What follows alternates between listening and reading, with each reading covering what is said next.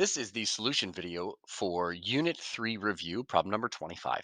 All right, so it says if x is 7x squared minus 5 and y is e to the 4t squared, find d squared y dx squared. All right, so remember, in this type of a parametric equation, you first of all need to find dx dt and dy dt. All right, so dx dt, the derivative of 7x squared, 7t squared minus 5 with respect to t. All right, so that would be 14t. All right, and then the derivative of y, dy dt, derivative of e to the 4t squared, that would be e to the 4t squared times the derivative of 4t squared, which would be 8t. And so then if I'm going to find dy dx, I need to take dy dt divided by dx dt.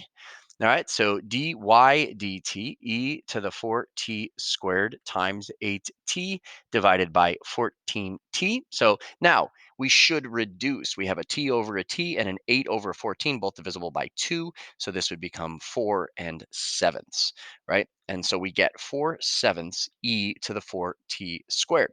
All right, so now in order to find d squared y dx squared, we need to take the derivative with respect to x of dy dx. But what is dy dx? Well, we're going to take the derivative of dy dx. So dy dx is 4 sevenths e to the 4t squared. All right, so now remember when we're taking this derivative, okay, we're taking the derivative with respect to x, but there happens to be a t in the equation. So the derivative then is going to be 4 sevenths times the derivative of e to the 4t squared. So that would be e to the 4t squared times the derivative of 4t squared, which is 8t, times the derivative of t, because remember we're taking the derivative with respect to x, so we have to apply the chain rule. So we multiply by dt dx. Now, remember, dt dx. Well, remember, dt dx is the reciprocal of dx dt. So dx dt was 14t. So dt dx is 1 over 14t. So then we can say that the d squared y dx squared is actually going to be 4 sevenths e to the 4t squared times 8t times 1 over 14t.